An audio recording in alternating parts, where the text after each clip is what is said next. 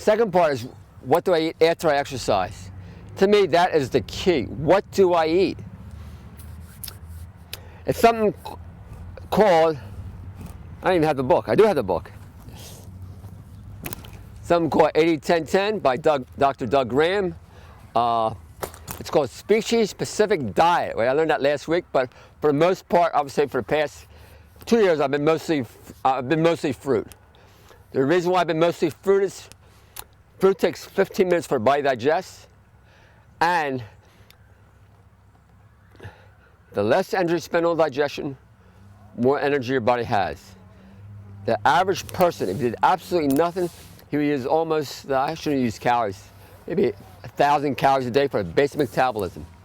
The average person, anytime they eat a meal, 60% of their energy goes towards digestion. 60%. Every time you eat meat, every time you eat rice, every time you eat cheese, every time you eat a donut, bread, all that energy is going to trying to break that down. Before I choose anything, it has to be based on three factors, and only three factors. Anything that I eat has to be based on three factors. Number one, I made these signs this morning for Joey. Joey's our filmmaker. And I just said it. Grown in nature. It means anything you eat has to be grown in nature. We're genetically designing food grown in nature. We're not genetically designing food that's processed. We're not genetically designing food that's been cooked. We're not genetically designing food that's been killed. We're not genetically designing food that's raised in such a way that we cannot eat in large quantity. Number two, grown tree, bush, or vine. I'm sure I'm gonna get some arguments there. In fact, I'm gonna get a lot of arguments. If it's not grown a tree, bush, or vine, it has to be kept in proper perspective. The majority of my food is based on that theory. Tree, bush, or vine. Third fact, yummy to the tummy. People always say, what do I eat? You follow these three factors, it's very easy to decide what to eat. Does it yummy to the tummy? That means, can you eat it in large quantity, and can you eat it as a meal? Well, people say, what about ginger? I challenge anybody to eat ginger in large quantity. No, they can't do it. What about garlic? It's the same thing. People cannot eat large quantity of garlic. It has to be yummy to the tummy. That's one of the reasons why I never eat broccoli. The reason why I don't eat broccoli is I don't like it. It's not yummy to my tummy. Same thing with cauliflower. I never eat cauliflower. Yams, potatoes I like. I don't know what other vegetables are. I can't think of any vegetables. But for the most part, I eat mostly fruit because it's yummy to the tummy. Now keep in mind, I just finished working out for 35 minutes to an hour. I'm hungry. In the morning, from 4 a.m. to 12 o'clock, focus on eating just fruit. The reason being is we have something called circadian rhythm. From 4 to 12 o'clock is our elimination period. I'm not sure it's elimination. I think it is our elimination period. What that does, our body's going for a cleanse.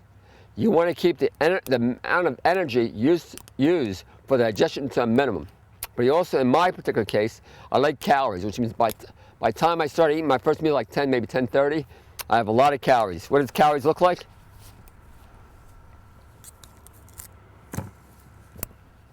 Banana is 100 calories.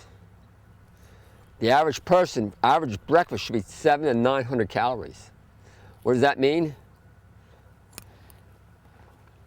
It means 6 to 8 bananas at a time. That's 600 calories. One banana does not cut the ice. People say, I eat fruit, I eat apples. I ask them how many? 1.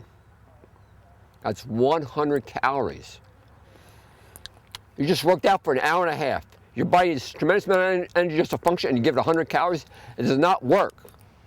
600 to 800 calories per meal. People say, well, I gain weight. Absolutely not, you won't gain weight. People say, what about bananas? Make me constipated. Absolutely makes you constipated. If you're eating bananas with milk, if you're eating bananas with cereal, absolutely make you constipated.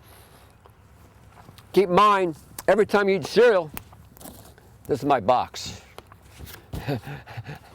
This is my box of things that I should not eat. And I'll explain to you why. This box, believe it or not, is everybody in this country has this box. Everybody in the whole country has this box. What this box is all the excess weight around their stomach that their body does not want. Let's take a look at this box. Oh man, there's some good stuff in here.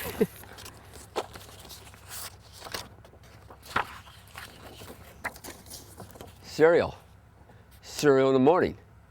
How many people eat cereal in the morning? How many people go to the grocery store and buy cereal for the kids?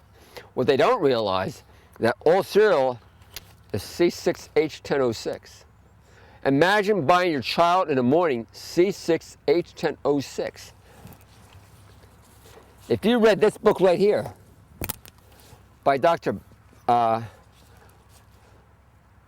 Walker, who lived 119 years old, if you turn to page 24 of this book, it'll say C6H10O6. The body can't break it down. The body can't break it down. It acts like glue in the system. If it acts like glue in the system, what do you think it does to your thinking? Why people can't think straight? Why? Anyway, there's so many things out there that people are just mesmerized and just cloudy on what's right for them. They believe they should eat their cereal and milk in the morning. Cereal is C6H10O6. What else we have here? Keep in mind, ready? If the cereal cannot be broken down, it has to go from the small intestine. Small intestine can't break it down, it has to go to the liver. If the liver can't break it down, guess what happens? It starts forming around the waist. That's all that cereal the body can't process. That's all that way. It stays in our system. It stays in our system forever. That's your cereal. What else do we have here? Pastries. Pastries is the same thing. It's not eating pastries, you're eating C6H10O6. All pastries has sugar. You turn to this book, page 26, all sugar has something called acetic acid. Acetic acid, what that does is paralyze the nerve cells. What that would look like multiple sclerosis, lupus, fibromyalgia. How many people you know are affected by those three diseases? You remove the cereal from the diet, guess what happens? You move the pastry from the diet, guess what happens? We have a lady comes to my store at least 3 times a week. She has no MS. She doesn't have any multiple sclerosis. What she began doing is just change her diet. 2 factors to treat any disease. Remove the cause, give the body healthy healing condition, the body will heal itself. The body wants to be in a loving circumstance all the time. 7 stages. Love, exercise, fasting. Species-specific diet. Species-specific diet says we are genetically designed to eat fruit. We are not genetically designed to eat pastry. C6H10O6. We're not genetically designed to eat cereal. C6H10O6.